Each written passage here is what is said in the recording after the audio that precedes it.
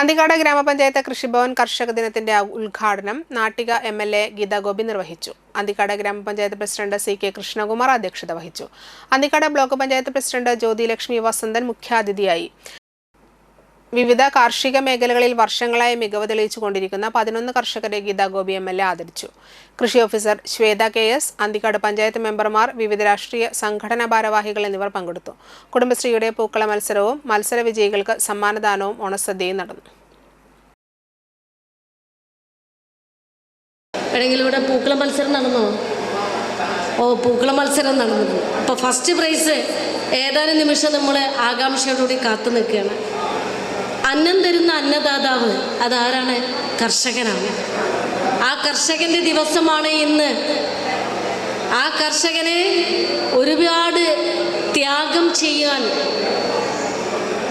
കഷ്ടപ്പെട്ട് മണ്ണിനെ പൊന്നാക്കുന്ന കർഷകൻ്റെ ദിവസം. ആ അന്നദാതാവിനെ ഇന്ന് ആദരിക്കപ്പെടുന്ന ചിങ്ങപ്പുലരി കേരളീയ മനസ്സിൽ എന്നും ഹൃദയത്തിൽ നമ്മൾ സന്തോഷം സൂക്ഷിക്കാൻ ആഗ്രഹിക്കുന്നവരാണ്. ആരാണ് സന്തോഷമില്ലാത്തവരും? ആർക്കാണ് സന്തോഷത്തോടെ ജീവിക്കാൻ ആഗ്രഹമില്ലാത്തവർ?